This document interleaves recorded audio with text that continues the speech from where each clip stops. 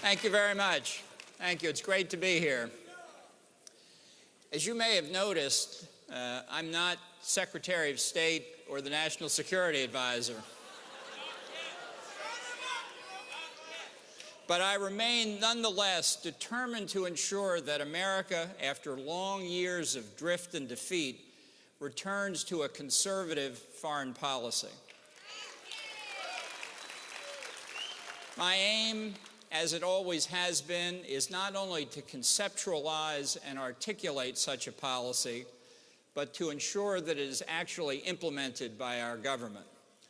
To that end, I created a PAC, a super PAC, and a foundation which together over the last 3 years has raised over $20 million. In the last 2 election cycles, I helped elect Senate and House candidates who believe in a strong U.S. national security policy and informed the broader public on the principles defining America's place in the world. In the 2014 and 2016 elections, the John Bolton PAC endorsed 181 national security-minded candidates for Congress. We contributed nearly $1.2 million directly to candidates' campaign funds, making the John Bolton PAC the most active leadership PAC in the country.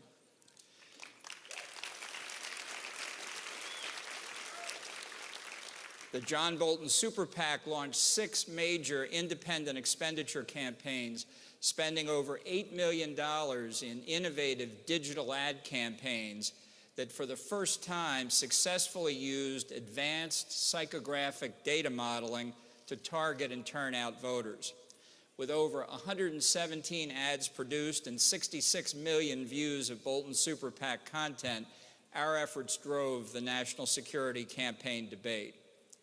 And we will continue to expand our activities in 2018 in order to achieve a filibuster-proof national security majority in the Senate.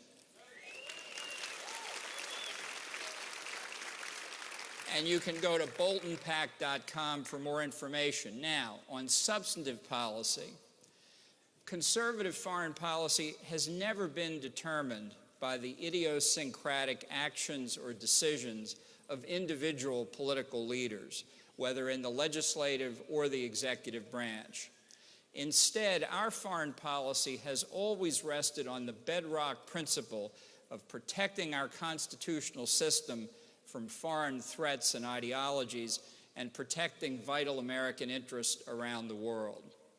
By analogy, in the judicial sphere, conservatives insist that judges look to the Constitution's original meaning in shaping their decisions. So too in national security, our worldview rests on the exceptionalism of America.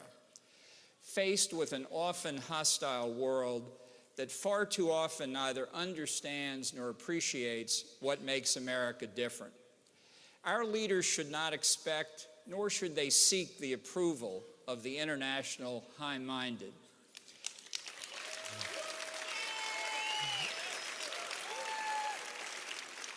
We are not looking to be part of an international world order, such as that imagined by today's equivalent of the World Federalist or many in the European Union.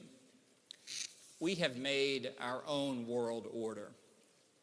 And what I want to do today briefly is talk about, in a few key areas, the specific things I think the Trump administration should do going forward, not reviewing the past 8 years, which would take far too long, but talking specifically about what we need to do going ahead in a few key areas. Number one, dealing with radical Islamic terrorism around the world.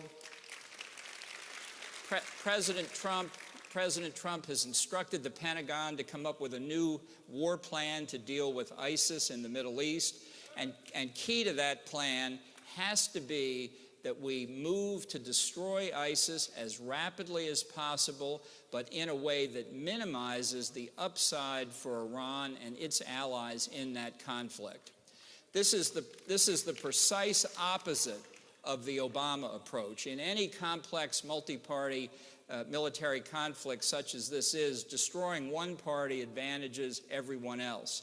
But we want to destroy ISIS in a way that minimizes Iran's gains, the gains of its puppet regime in Baghdad, the Assad regime, and the terrorist group Hezbollah. That's key. Second, on weapons of mass destruction, nuclear, chemical, and biological proliferation, there are two key priorities for the Trump administration.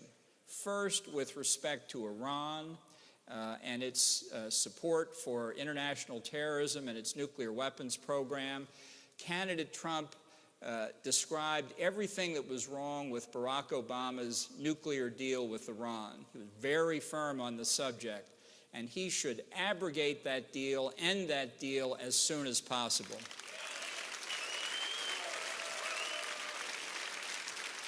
We need a clear statement of leadership by the United States that this was a strategic debacle for our country, and we don't intend to let it persist. And on Korea, the other major nuclear proliferation threat, we need to pressure China on Korean reunification, to eliminate the regime in North Korea, and to apply its unique power to stop Kim Jong-un from nuclear terrorism around the world.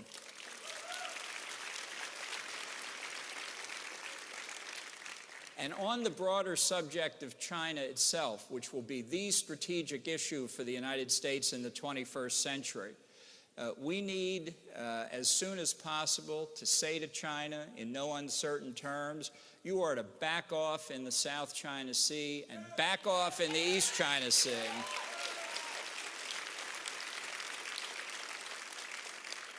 We should not tolerate China making a province out of the South China Sea. We should not see them interfere in free navigation of international waters or pressuring our friends in the region and endangering the economies of key allies like South Korea, Japan, and Taiwan. And on Taiwan itself, we should also make it clear that the notion that there is ever going to be reunification between China and Taiwan without the express, overwhelming consent of the Taiwan people is never going to happen.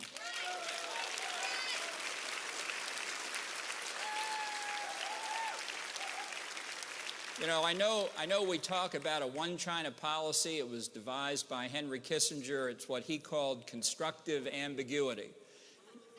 Now, if you're Henry Kissinger, you can handle constructive ambiguity. Us lesser lights, it's a little bit harder. I think it's time for constructive clarity. We support the people of Taiwan. We support their continued self-government, independent of China.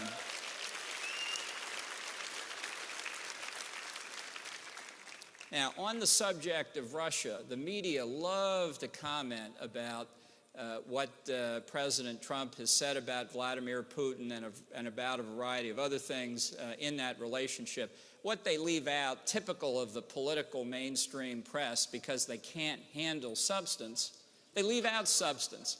So let's look at what President Trump has already said about our relations with Russia when it comes to the disastrous Obama administration New START strategic arms treaty. He has said this is a badly negotiated, one-sided treaty that gives Russia a decided advantage that we didn't have to give away, but which the Obama administration did. I think having made that analysis, the next step in the bilateral relationship with Russia is for this administration to abrogate the New START treaty so that we have a nuclear deterrent that's equal to our needs to prevent future conflict. That would be a signal to Vladimir Putin.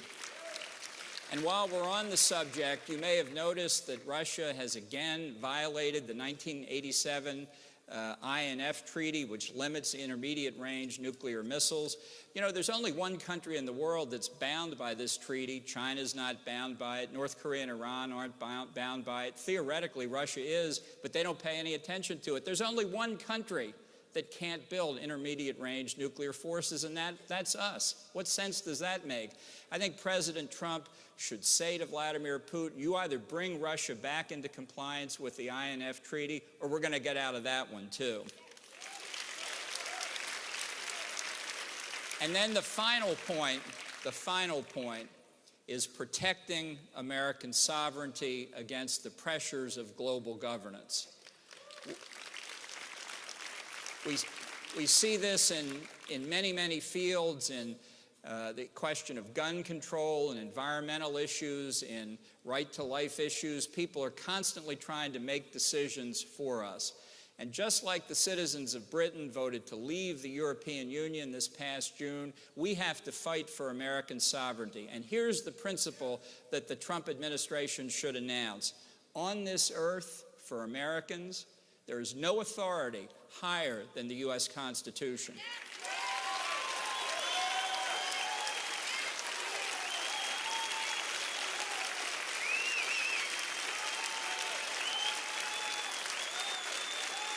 If anybody tells you that international law is superior to the Constitution, tell them to tell it to the Founding Fathers. Thank you very much.